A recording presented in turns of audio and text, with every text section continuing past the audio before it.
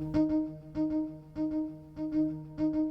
the film's essentially finished, and it's been your first experience making a feature film. If you had it to do again, is there anything you'd do differently and why? And I do a hell of a lot differently. I do a lot differently. We can can it if you want. It's getting a little crazy. But I mean, that's what happens with your first film, though, right? Is that you go through an insane learning curve that you can only go through that curve by being thrown into the sort of the meat grinder and coming out on the other side.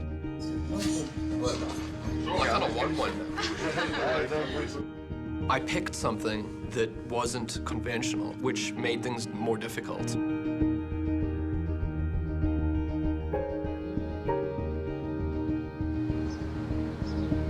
Okay, so this is the Park Road Post in New Zealand.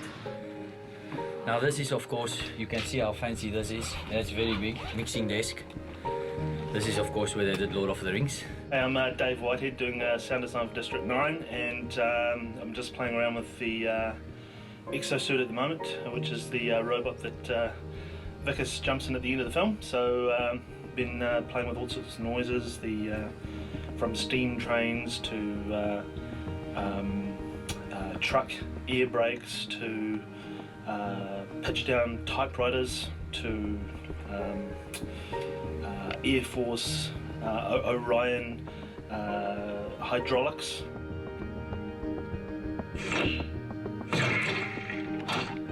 Hi, I'm Brent. I'm one of the two supervisors on the job. There's Chris Ward who's supervising dialogue, and I'm doing the effects, all the kind of physical effects and kind of sound design and that kind of stuff, just kind of overseeing that all that material gets done for the final mix.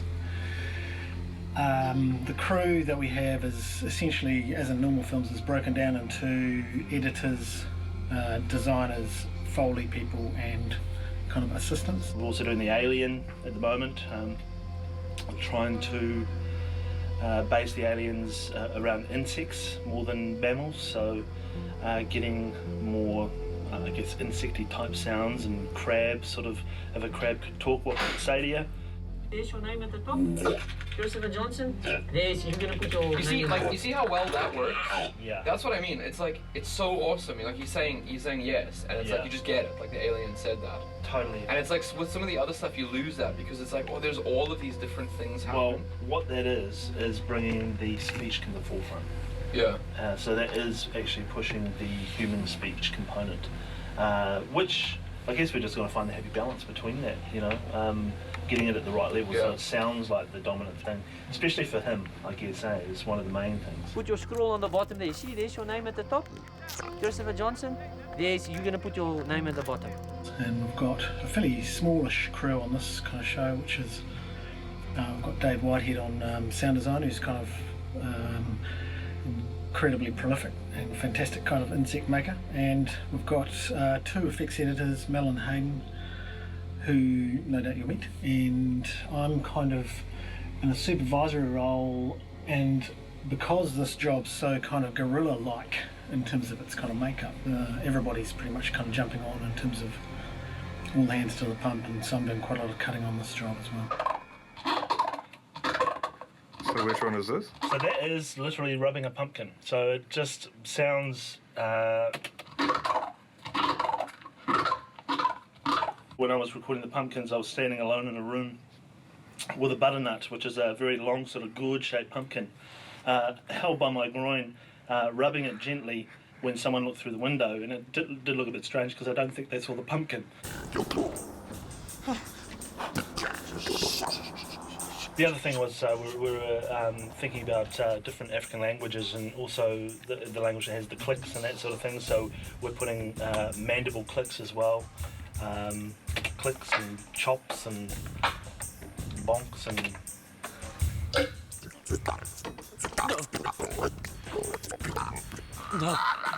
Now this is a frog caller, which is pretty much this little dude.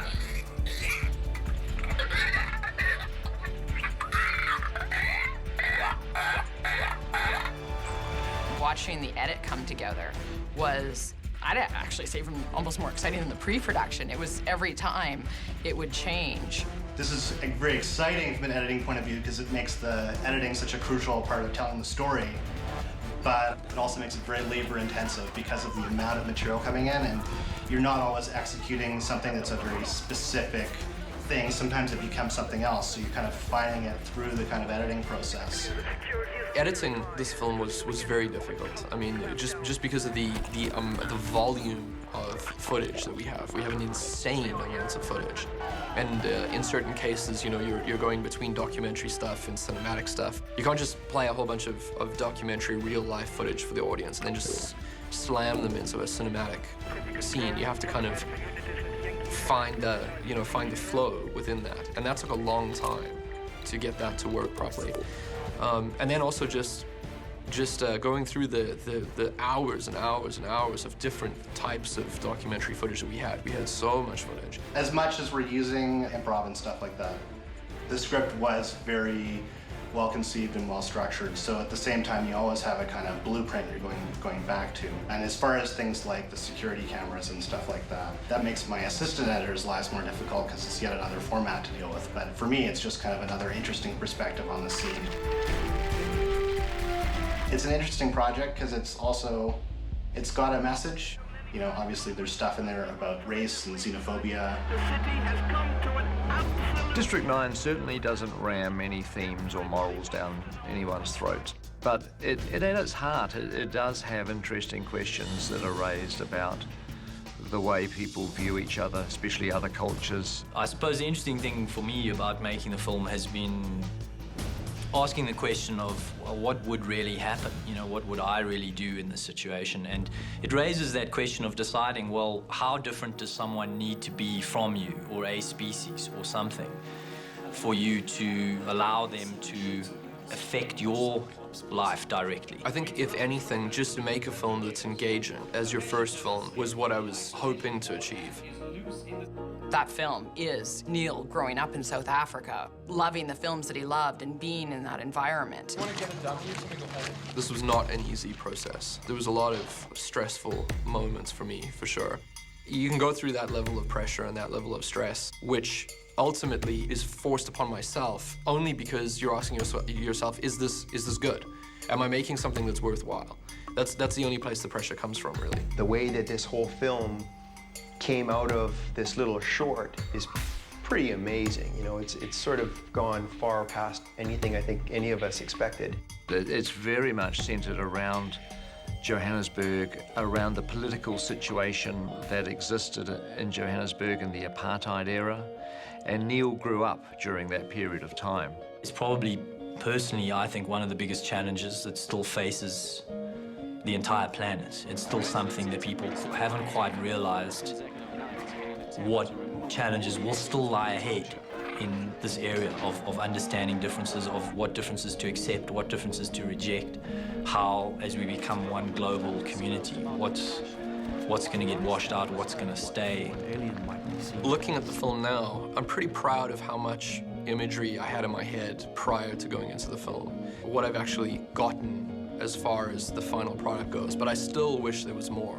And hopefully I can take what I've learned and implement that in film 2 and kind of, refine the process. But there is an insane amount of learning that happened on this film, believe me.